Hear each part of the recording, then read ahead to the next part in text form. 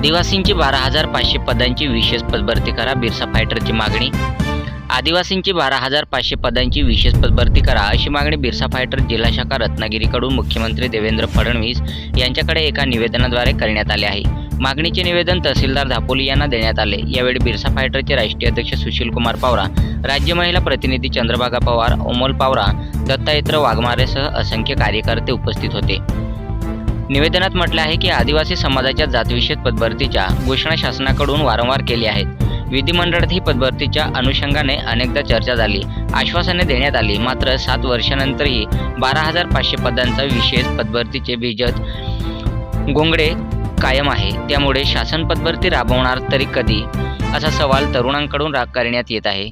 सर्वोच्च न्यायालयाने 2017 मध्ये आदिवासींच्या राखीव पदांच्या अनुषंगाने निर्णय दिला होता। निर्णयाच्या अंमलबजावणीसाठी नागपूर खंडपीठात याचिका दाखल करण्यात आली। शासकीय व निमशासकीय सेवेत आदिवासींकरिता राखीव पदभरती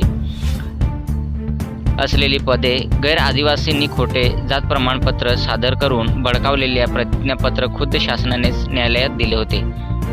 6,810 जागा रिक्त करून केवळ 1,343 पदांची भरती ही पदे 31 डिसेंबर 2019 पर्यंत रिकामी करून भरण्यात येणार होती, परंतु आजपर्यंत 6,810 पदेच रिकामी केली असून केवळ 1,343 पदेच भरली आहेत। उर्वरित 11,227 पदांची भरती रखडली आहे।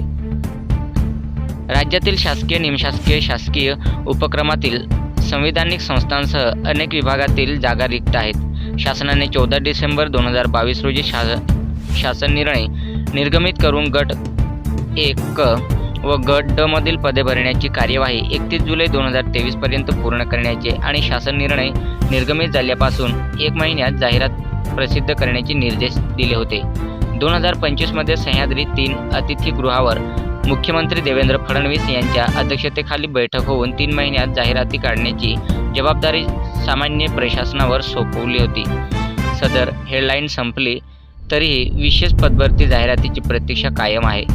तरी आदिवासींची 12,500 पदांची विशेष पदभरती करण्यात यावी अशी मागणी बिरसा फायटर संघटनेकडून शासनाकडे करण्यात आली आहे। सातपुडा न्यूज वाहिनी, नंदुरबार।